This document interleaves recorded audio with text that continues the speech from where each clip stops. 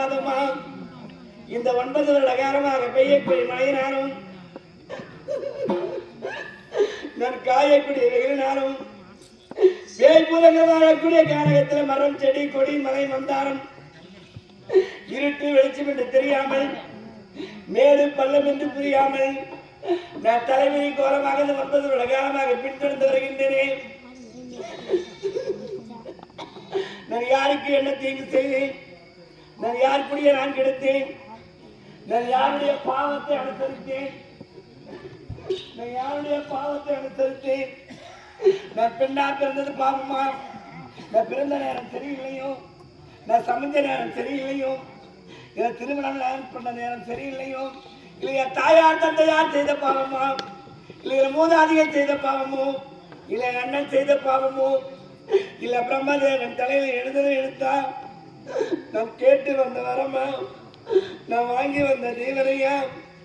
இந்த 9 வருட காலமாக எனக்கு வரப்புதற்காக வைக்காத பஞ்சுமத்தை, நான் கடிப்பதுக்காக கனி அணிவது மூங்கில் ஆடை, நான் படுப்பது வட்டப்பாறை குடிப்பது துரத்தண்ணீர், இப்பேற்பட்டு நிலைமைக்கு ஆளாக்கி விட்டு வாய் திறந்து பேசாமல் கவனத்து சாதி நிற்பது உனக்கு நீதி நேர்மை தானே பண்ணாத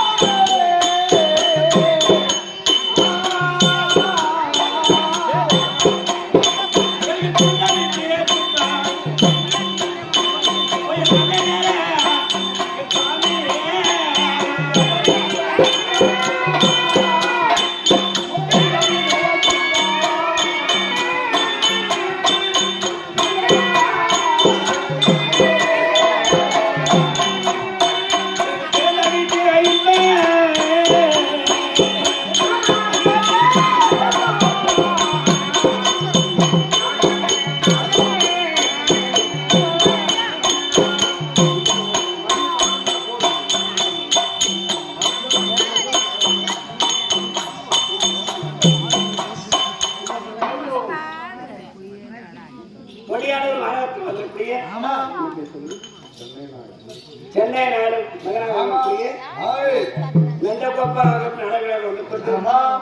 அருமையான நேரம். இதே சென்னை நாடு மகனாக நந்தகோபால் நாடக வேலை கொடுத்திருக்கிறது. நமக்காக அவர் செய்யக்கூடிய தொழிலாக ஆண்டவர் திருவையாக எந்த முகம் போலாப்பு தங்கமகமா திரும்பி எல்லா நல்ல பெருமாளப்பட்டு இருந்து மின்மே ஆலமரம்ப தத்துவ அறிக்கை போல் வாழாத ஒரு கோடி 8000 குடியாக வெடிக்கின்ற குமராயன் நாயுடு சென்னை நாயுடு பல்லாமல் மறந்து நான்காவது சேர்ந்தார் என்று அந்த மருந்து பேரை நாடுகளை இந்த அருமையான நல்ல நேரத்தில் மக்களுக்கு மனம் கொடுத்திருக்கிறார். அன்னாறு ஈட்டெடுத்த மக்களுக்கு ஒரு உரை இல்லாமல் ஒரு கோடி 8000 குடியாக வெடிக்கும். அப்படி பிறந்த வீட்டிலே இன்பமாகவும் நற்புகுந்த வீட்டில் துன்பத்தை தவிர இன்பம் கிடையாது. மெய்காப்பல் வேண்டாம் முன்னே கை கட்டி விட்டீரே, காட்டி கொடுத்து விட்டு கடுகா போயிட்டு விட்டீரே. உன் நீதியா நேர்மையா? நான் ராஜசபைக்கு வரமாட்டேன் என்று அழைத்தேன். இதை கொண்டு வந்து ராஜசபையில் விட்டு அந்த சதிகார பாவிடத்திலே யாரும் ஆடாத ஆட்டத்தை பாய்ச்சிக்காய் எடுத்து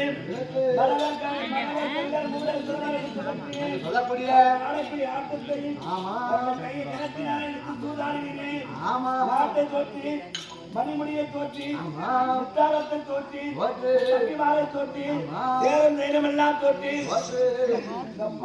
என்ன பண்ணேன்? ஒரு தட்டு கட்டி தொட்டு தாடி கட்டிய மனைவி வைத்து சூதாடலாமா? என்னை ஐவரம் வைத்து தோற்று விட்டு தோற்றவுடன் சதிக்கார பாவி ஓடி வந்து ஆறுவார் கூந்தலை பிடித்து என் அஸ்தாவரம் வீதி எல்லாம் பார்க்க முடியும் என்று வந்தானே. அதுதான் ராஜ சபையிலே கை கட்டி மௌனத்தை சாதித்து நீங்கள் இன்றையும் சாதிக்கிறீர்கள் பண்ணான ராஜா வாய் கிடையாதா? ஐவருக்கு மூத்தவர் என் நிலைமையை பார்த்தாங்க. என் கோராதையை பார்த்தாயா? நான் எதற்காக பெண்ணாக பிறக்க வேண்டும்? என் தந்தையார் யாகத்தில் பெண்ணாக பிறந்தபடி பிறக்காமல் ஒரு மண்ணாய் பிறந்திருந்தால் என்னை செட்டிபாரம் செய்து வித்தையாய் கொண்டு போய் சந்தையில விட்டு மரமாக்கியிருப்பார். நான் பாவின மண்ணாக பிறக்காமல் என் தந்தையார் ஏகத்தில் பெண்ணாக பிறந்தது பாவமா? நான் திருமணமாக ஒரு கண்ணியாக வாழ்ந்திருக்க கூடாதா? எனக்கு மாலையிட்டு நாள் முதல் நான் மாறாத கண்ணீர், எனக்கு தாலி கட்ட நாள் முதல் நான் தாளாத கண்ணீர், இப்படி மௌனத்தை சாதிக்கவே பண்ண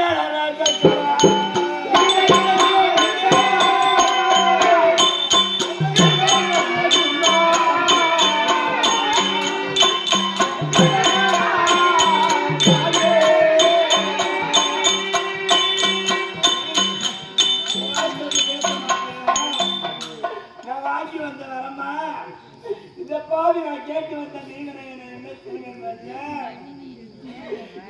நேரம் நான் ஐவரை மனசு காட்டிக்கு வர வேண்டும் என்று எழுதி வைத்தார் சதிக்கார பிரம்மன். எனக்கு கொஞ்ச நேரத்தில் இந்திராவதி மக்கள் சுகமாக வாழவில்லை. இந்த பாவியை பாருங்க, உனக்கு நீதி நேர்மையா வாய் திறந்து பேச மாட்டேன் பண்ணாங்க ராஜா.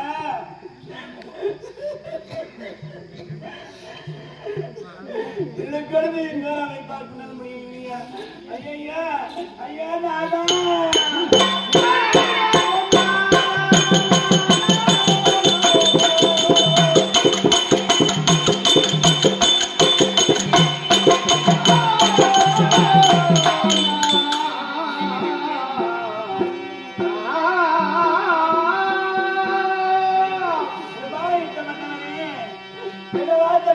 வாங்கி வந்த ராஜா, என்னை கோவில் படியேறி கொண்டு வந்த புண்ணியவரே, என்னை தேடிய பாவையா சுவாமி.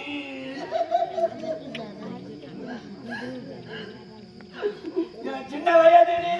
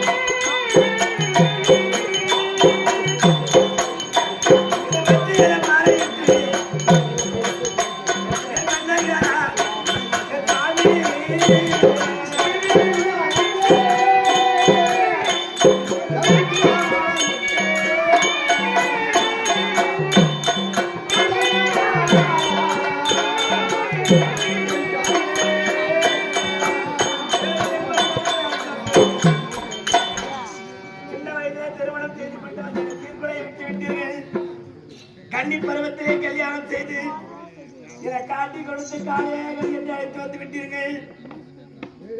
மழையாத வில்லை விட தேர்வேன் இந்த வஞ்சியான மாலை விட்டீரேன். உங்க வில்லு முறிந்து விட்டதா? உன் வீரை குறைந்து விட்டதா? அந்த வில்லை விலை வளைக்கவில்லை என்றால் நான் தாய் வீட்டில் இருந்திருப்பேன். திருமணமா கல்யாணம் ஆகாத கன்னியா வாழ்ந்திருப்பேன். இந்த வாயார வில்லை வளர்த்தி கொண்டு வந்து இதற்காக வில்லை வளர்த்தி இதற்காக திருமணம் செய்து இதை கொண்டு வந்து விட்டு மாறாத துயரம் யாராத கண்ணீரும் நான் துன்பத்தை தவிர இன்னும் வேண்டது கிடையாது.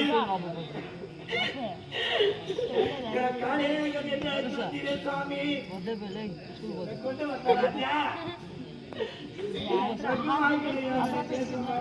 சாமி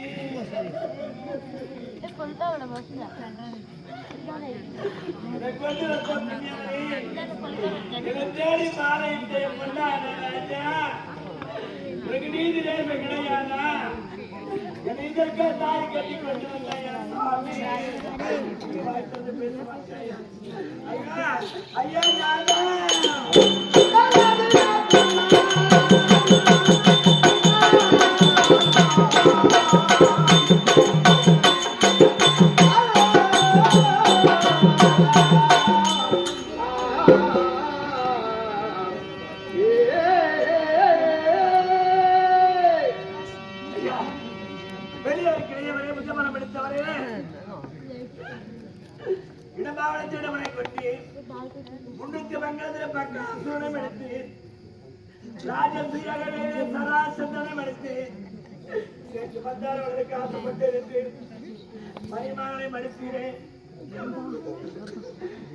கருத்து பெருத்த விடும் பார்வை அப்பேற்பட்ட ஏற்பட்டான ராஜா நீ வாய்த்து பேச முடியா போய்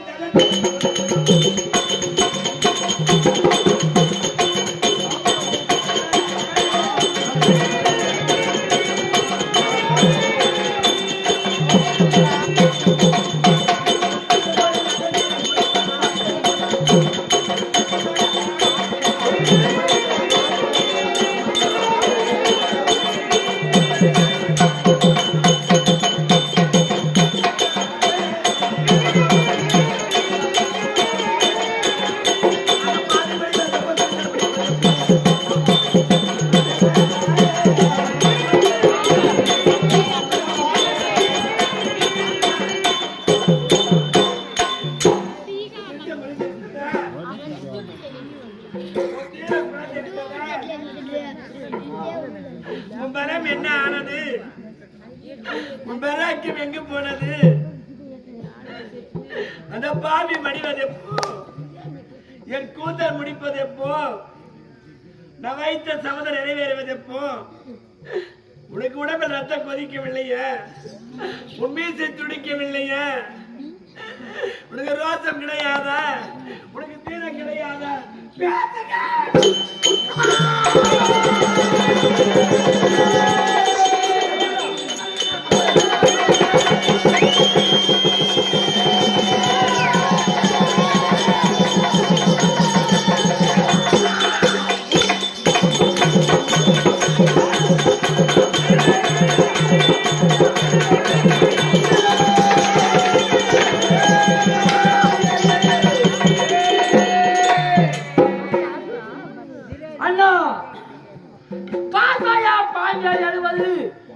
நாம பார்க்கலாம் மன்னா, உன் திண்டு புரிந்து விட்டலாம், உன் தீரம் குறைந்து விட்டலாம், உன் வீரம் எங்கே உனக்கு பாவம் வரவில்லை என்று கத்தி கத்தி கதாலே பாஞ்சாலி. அண்ணா நீங்க வாயால சொல்லாது, கண்ணிமை அசைத்தால் அந்த அத்திமணவர் 66 வீதியும் இப்போதே மனமே வைக்கிறானா? அந்த துரியோதன் என்ன, துஷ்டன் என்ன, கண்ணன் என்ன, அடித்து வலிக்க விட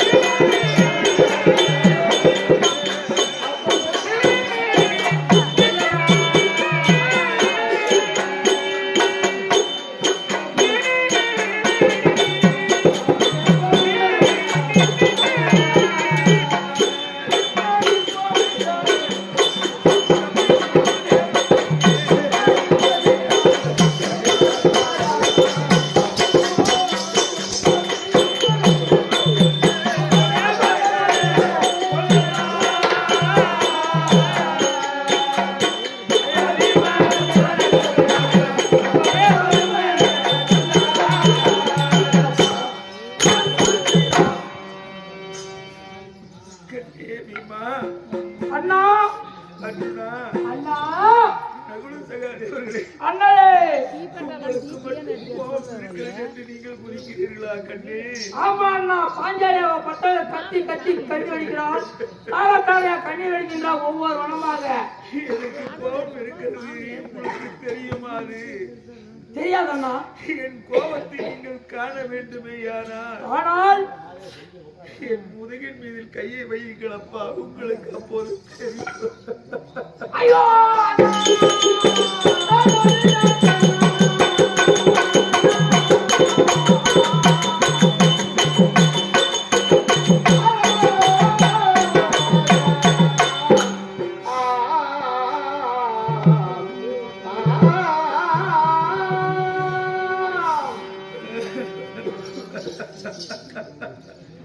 அண்ணா, தம்பிமார்களே, உங்க முதுகு மேல கையை முகத்திலே கோபத்தை வைத்துக் கொண்டிருக்கிறீர்கள். நான் என் முதுகிலே வைத்துக் கொண்டு தாங்கி பொறுமையோடு நடந்து கொண்டிருக்கிறேன். உங்களுக்கு பிற்பாவமே கையை வைத்து நாளைக்கு உலக மக்கள் தர்மராஜன் தம்பிமார்களை ஏவி விட்டு இந்த அதர்மத்தை செய்து விட்டார் என்று சொல்லி உலக மக்கள் தூத்தித்தார்கள். ஆனால் அந்த தூத்திப்பை வாங்கிக் கொண்டு இந்த உலகில் நாம் நடமாடக்கூடாதுடா கண்ணே. நம்ம கிட்ட கட்டளை என்னவோ செம்மையாக செய்து முடிக்க வேண்டும். இந்த 13 ஆண்டு கழிந்ததை உண்டானால் நாடு கேட்போம். நாடு கொடுக்கவில்லை என்று சொன்னால் அதற்கு பிறகு என்ன நடக்கும் போது ஆண்டவனுடைய செயலாகட்டும். சரி, அது வரைக்கும் பொறுத்தவன் பூமி ஆழ்வான், பொங்கினவன் காடாழ்வான் என்று ஆண்டவர்கள் வாக்கியம் சொல்லி இருக்கிறார்கள். அந்த வாக்கியத்துக்கு ஒப்பாக பாஞ்சாலி முகத்தை கூந்தலை கட்டு இப்படி கோபப்படுவது தவறுடா கட்டே. ஒவ்வொரு மனமாக தாரத்தாரையா கட்டி வடித்து வருகிறார். நாங்கள் பார்க்கும் போது கோபம் பிரவேசிக்கிறது. என்ன செய்வது அண்ணா? அதெல்லாம் பொங்கி எழுவது. நீ தம்பி மேலே பொறுங்கடா சொல்கிற அண்ணா, நாங்க பொறுத்துக்கிறோம். அண்ணா, அண்ணனுக்கு பின்னால கையை வைத்த உடனே பொறி போல பலபலமாக பொய்தனா. அண்ணனுக்கு பின்கோப்பமே இவ்வளவு இருக்குன்னா அவ முன்கோபம் எவ்வளவு இருக்கும். ஆனா அண்ணா, நாங்க கோபித்து கொண்டு மன்னிக்க வேண்டும் அண்ணா. முடியாது. அதனால் என் கோபத்தை நான் பிறகு வைத்துக் கொண்டு உங்களை பாசத்தோடு அணைத்துக் கொண்டு சிறிய நாள் முதல் கொண்டு தந்தை இல்லாத பிள்ளைகளாச்சியே ஏதாவது தவறுகள் செய்துவிட்டால் உலக மக்கள் நிந்திப்பார்கள் என்று சொல்லி உங்களை அனைவரையும் கோழி குஞ்சு எப்படி காத்து வருகிறதோ அதை போல் பாதுகாத்து வருகிறீர்களா கட்டே? இல்லை என்று சொன்னால் தலை கண் அசைத்ததே உண்டானால் ஒரு இஷ்டப்படி எல்லாம் செய்து முடிப்பது உங்கள் இடத்தில் அந்த வீரம் இருக்கிறது. இல்லை என்று சொல்லவில்லை கண்ணே. பொருங்களப்பா, எவ்வளவு நாளாக 9 ஆண்டுகள் முடிந்து விட்டது. இருக்கக்கூடியது மீதம் இன்னும் 4 ஆண்டுகள் இருக்கிறது. இந்த 4 ஆண்டுகளை 4 மணி நேரமாக கழித்து பிறகு நாடு கேட்போம், நாடு ஆள்வோம். இல்லை என்றால் நடப்பது என்னவோ ஆண்டவனுடைய செயல். அன்று பார்ப்போம். அதுவரை யாரா இருந்தாலும் இந்த வார்த்தைகள் ஒவ்வொருவருக்கும் சிறிய பிள்ளையா இருந்தாலும் சரிதான், உயிர் துறக்கும் பெரியவர்களாக இருந்தாலும் சரிதான், அவரவர்களுக்கு மனதில் உண்டான ரோசம். அந்த ரோசத்தை விட்டு கொடுக்க கூடாது. இருந்தாலும் கொஞ்சம் அளவோடு வைத்துக் கொள்ளுங்களப்பா. மன்னிக்க வேண்டும். ஒரு கட்டளை பிரகாரம் 9 ஆண்டுகள் முடிந்தது. விடிந்தால் 10வது பாலைவனம் குடியேற வேண்டும். அந்த வனத்திலே என்ன மிருகங்கள் இருக்கிறது, அதனால் நமக்கு ஆபத்து நேர்ந்துவிடுமா, அல்லது நம் பசியை போக்கக்கூடிய கனி தரக்கூடிய மரம் இருக்கிறதா, ஓராண்டு காலம் பசியால் துடிப்போமா இல்லது பசியாரி இருப்போமா என்ற விளக்கத்தை அறிய வேண்டும் அல்லவா?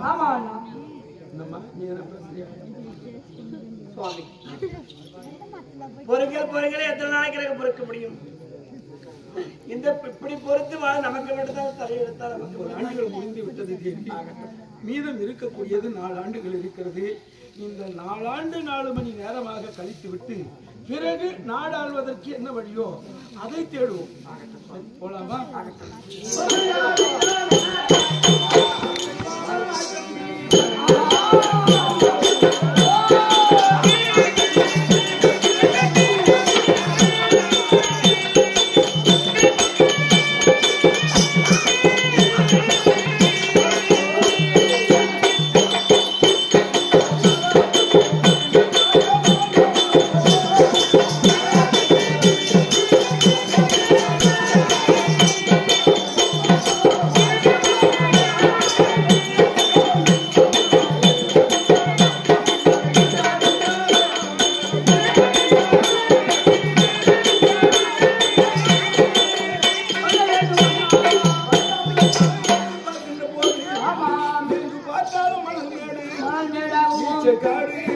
செடி கொடி புல் பூண்டு எதுவுமே கிடையாது. ஆமா இந்த பாலைவனத்தை பார்க்கின்ற போது ஆமா